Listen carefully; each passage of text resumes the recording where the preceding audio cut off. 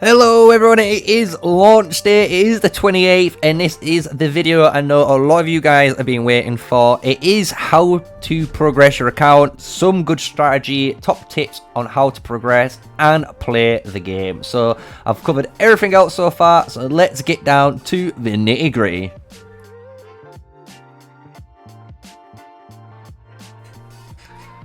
Hello, so yes, we're going to go over everything you need to know as a free-to-play player when you're starting out with a new account, what you should be doing, what you shouldn't be doing, and how to progress, right? Because this game, if you've never played a game like this, or same to like Rise of Kingdoms, you might be failing on some of the basics that you should be fulfilling, right? So, if you enjoy Call of Dragons content and you enjoy open field commentaries, just saying, smash a like, comment and subscribe to the channel because I am uploading daily multiple videos on guides, open field, fighting when it does occur in all the servers. Just hit me up with a message and I will try and record it in your server for you guys. But yeah, if you were looking for all the Call of Dragons content from an official Call of Dragons content creator such as myself, I'm just saying, remember, smash a like, subscribe and comment and hit the notification bell, and it will even pop up on your notifications on your phone or on your PC when I do go live, right? So with all that out of the way, let's go into what you guys are going to be needing, right? So as we can see right here, I am on one of my little small accounts in one of the other servers right here. It is an active server, as you can see. It's been out for a long time, but I'm here just to obviously watch and see what goes down. But the cool thing is, obviously, I'm able to showcase everything you need to be doing. So one thing when you enter the game is, obviously, you will go through the tutorial. And once you go through the tutorial and you finished it, it kind of just like lumps you in the game. So you're just kind of like here. This is where you're kind of at. You're going to have less buildings on the screen compared to me, but you're at this stage and you're kind of like, okay, what do I do? So there's a couple of things that you should always remember. So this little main quest line up here is a really good thing to actually keep eyes on, because if you're doing this, and as you're going to see in a moment, it will tell you where you need to be going next. So if we go onto it and hit complete or begin the season adventures. So if I go onto my little book here, it's asking me to just complete this little bit of adventure time basically and learn a bit of lore to progress the main quest line. And obviously if you do it, you're going to gain some free rewards for doing so. But then you come back and you're going to be like, okay then, but how do I actually level up my city, right? So every city, as you're going to see here, has a requirement. So the Cityhall every time will want so many resources and some sort of building configuration to upgrade. So this time I need my wall and my alliance center to do so. So if you see now, I'm starting to upgrade this alliance center to the next level to upgrade. And then if we look, I need my wall. So if I go to the wall, my wall actually needs, there's again some sort of resource, but I need the hospital to upgrade. So if we go to the hospital now, the hospital needs again some sort of resources, but I need the foundry upgraded. So now I am going to upgrade the foundry. Obviously if you have the highest spot, I'm going to do this for the video, but please do not waste your gems on this. This is just for video purposes. But you would use in the early game that second build queue to start doing it, right? And then that's leveling it up. That's going to start building. And once that's done, we're going to do the wall. And once that's done, we're going to do the city hall. And we're good to go, right?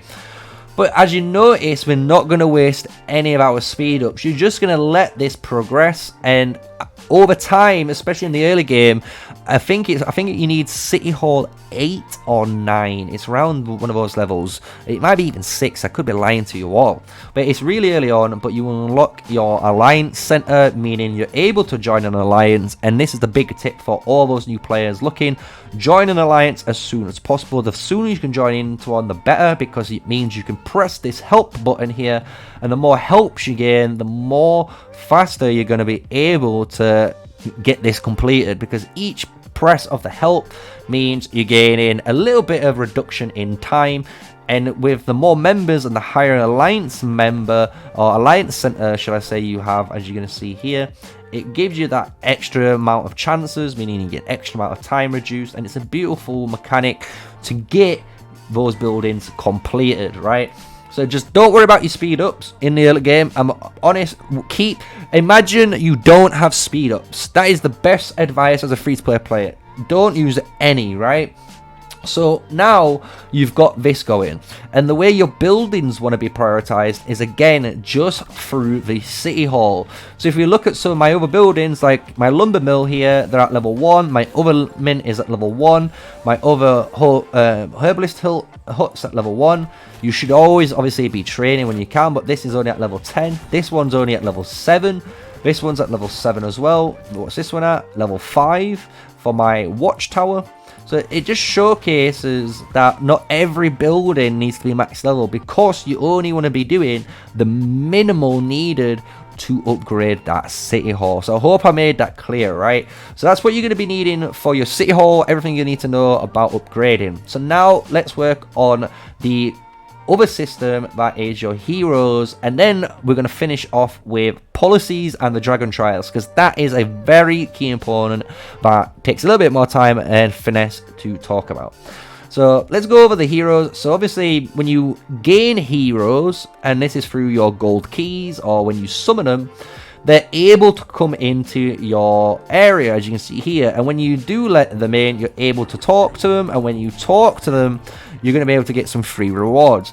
Another cool thing with your heroes that you can also do is increase their trust level. The thing is with trust level is it is a free resource that you earn through daily playing.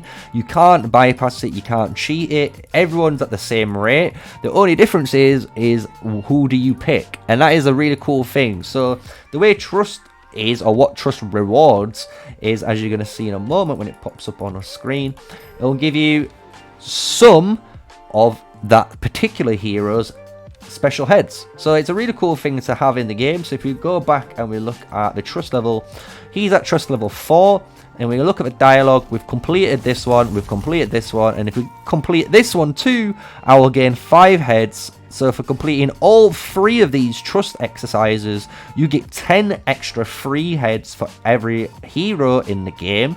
You also can get extra emojis by getting to trust level 5 and 8 afterwards, which is really fun for those guys that love the emotes. So that's why you want to be doing the trust exercise, if you want to say, on those guys, and why you should be talking to them and gifting to them those Stardews that you've been earning over time, right?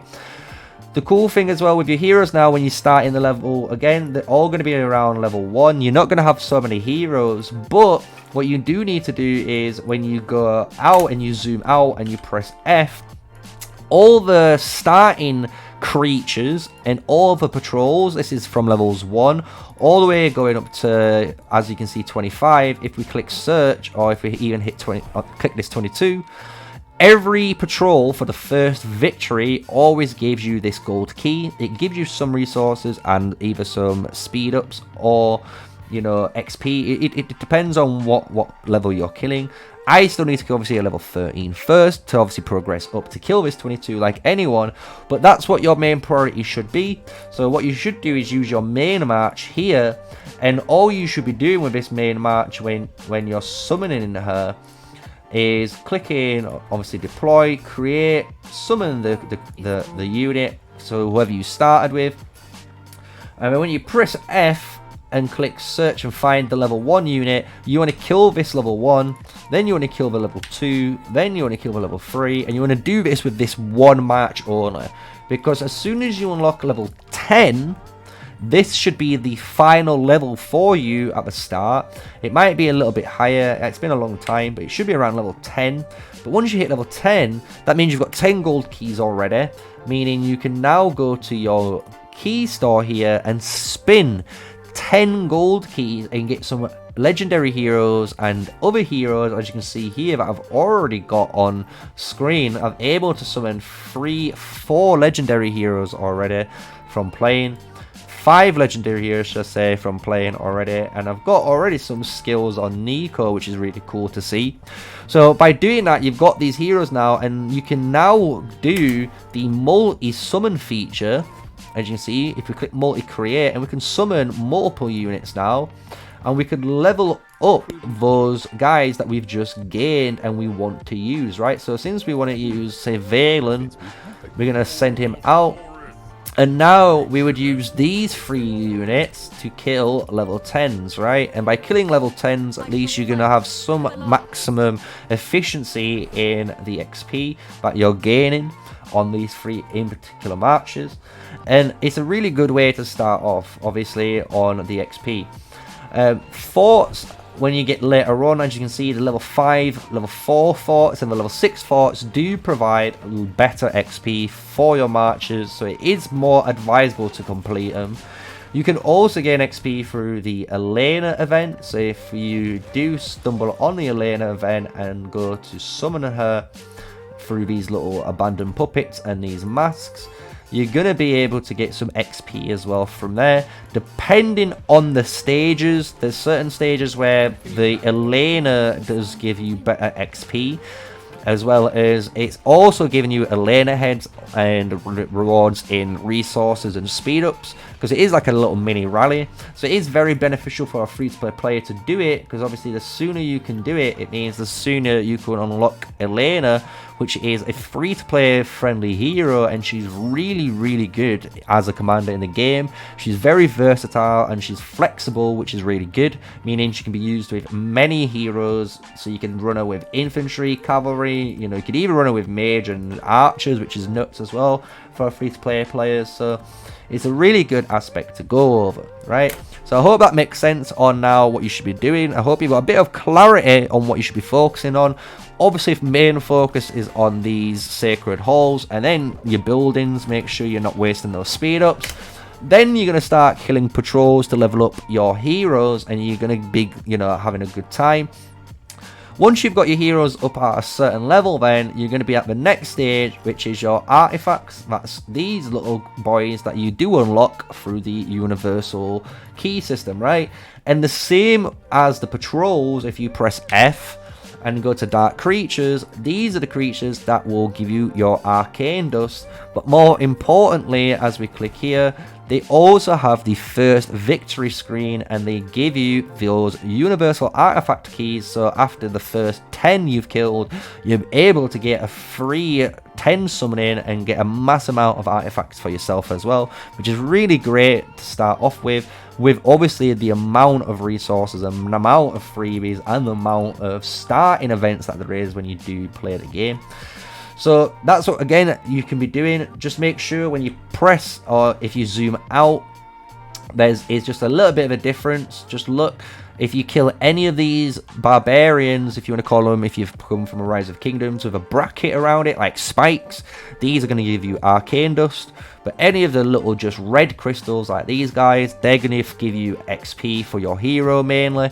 So you can choose and decide which one you want. You know, today maybe you do 2 or 3 days of hero XP, and then you do 1 day of artifact XP. But the thing is, you do want to kill some of these guys, right? Because the cool thing with this game for, again, active players and free-to-play players is, when you're killing dark creatures and when you're killing those dark patrols, you do get these keys. And when you get those keys and you claim them to a maximum of 5 in your inventory, what you can do is click F, go to the guard, click search, and you're able to come here with some alliance members and kill these guys and gain this chest. And this chest, when you see when Edrin's finishes showcasing her little tutorial bubble, you can get some legendary artifacts, and you can get some epic artifacts that are really important, especially the Cloak of Stealth and the Green Finger Sickle. Lucy's Horns are a really important one for farming, because it allows you to summon some special level 7 resource nodes no matter what zone you're in. So it's really good for farmers. So obviously that is now everything you're going to need to know with the city, the patrols, leveling up your heroes, and the XP system. So now let's finish up on the policies and the Dragontrials. So let's jump back over to the main account so we can look at a bit of, you know, home screen and something a bit more friendly that you guys are more familiar with, right? Hello, so now we're back at the home kingdom, we're back at home safety. So let's go over policies and the Dragontrials. So they're both working hand in hand. So let's start with the Dragontrials, because this is more important. So the Dragon Trial system is the campaign system of the game. And the cool thing with the campaign system in this game is the higher progress you go through, the more passive XP you gain, and the passive amount of dragon glass that you spend in the store, similar to those games like Rise of Kingdoms, and other games have this exact system in. It's nothing new, but you can buy a legendary hero called Indis through this, which is really cool. So you want to be doing this as a free-to-play player. But also, you gain prestige. So prestige is the primary resource and the only resource that you use realistically when you come to your policies. So you gain this again, as you can see, through completing your Dragon Trials. You gain so much per hour. It will eventually join into this little loot table. You click loot, as you can see here. It tells you how long you've done so far. So I've only done just under an hour. I hit clear and I've gained that now. So now when we come out of it, we've gained that prestige that we needed, right? So we go to the notice board when you do unlock it and you've completed at least some of your Dragon Trials at first, because you do need to complete some Dragon Trials as well before the policy is unlocked. But when you unlock your notice board, you'll notice you'll get a new icon, which is this little chair. So just to show you guys, you have your button here, which is your announcements. If we go to this one, this is a speed up, like quick route to your current policy that you're doing. But you will have this little chair, and if you click the chair, this is the actual policy screen icon. So you now enter the policies, and as you can see at the top corner, you have your gems and you have your policies. I would never use your gems in this mode, especially when it is so friendly, because again, when you trigger anything here, your alliance members can press help and speed this progress through, and it gets everything done generally within the day. Especially in the early game, you'll pump through these really fast. But the way the policy system works is as follows. When you first start, I would always put your points, a couple of points, into this military expertise, and then you want to do the exact same thing as you would do with your tech tree, or like I've been explaining with your city building, is put the minimal needs in these policies to unlock the progression to unlock military expansion 2. Because the reason is, every time you put 1 point into military expansion 1, you get 500. But every time you put it here, you're gaining over 1,000 plus. So over time, you're gaining way more for the amount of effort you're putting in. So at the start of the game, get some points and get this up to a decent number. You can have this maybe 6, 7, 8, up to 10, depending on how much you need, and follow what it asks you to do. But once you come back, then what you want to say to yourself is, as a player, oh, do I want XP or do I want to focus on artifacts in the early game? And no, there's no wrong answer, because no matter what you choose, you already have a baseline on how much XP you're gaining per hour. All you're doing now is choosing which of the two at the start you want to focus on. So do you want your artifacts leveled up quicker, or do you want your heroes leveled up quicker? For me, I've picked my heroes. As you can see, massive emphasis on the heroes, and then this one's only on 6, and this one's slowly coming up now to 8. But I'm not really doing the artifacts. I'll do them maybe later on when I want to finish them off to get their star level up, right? But this is how you want to, kind of look at the tree. You kind of choose what you want and then smash ahead. And same again, as you can see, we've got only 5 points here. We've only got 5 points here. We haven't even put any points into these because I haven't really used it that much. But they are there to allow you to destroy barricades in PvP quicker, which is really cool. And then again, I've only done the minimum requirements needed to be able to max out military expansion 3 and to unlock the right side. So that is basically how the policy system works. Again, you get your prestige through the Dragon Trials, which is the campaign system, and you spend them here. Once you've gone through and it's the seasons at the end, like I've explained in the previous video, you know, your season reset will happen, your policies are going to reset, and your hero XP resets, right? So don't be alarmed if you only just heard this now. This is old news. I've covered this in multiple videos, so if you check out some maybe in my other videos that I've posted today and like earlier years and, you know, previous days, you're gonna have a really good idea of what's happening and what to do, right? So that pretty much sums it up. That's what you want to be focusing on. That's what you want to be doing. You know, level up your city hall, then focus on your heroes. You know, then you can be leveling up your artifacts and choosing, you know, which artifacts you want to star level up next. Then you could be doing stuff like your policy systems and your Dragontrials.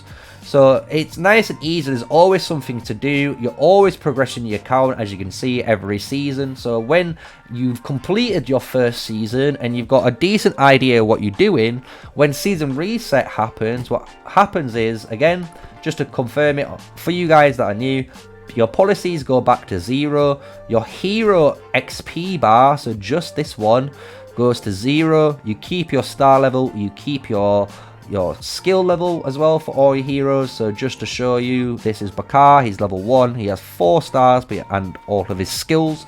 So all I need to do, as you're going to see now, is just level him up, and as I level him up, his skills unlock, right? So it's as simple as that, nice and easy. You just get either XP, you know, through rallying, you can get XP for your patrols, like I said, you can get XP through various different ways, right?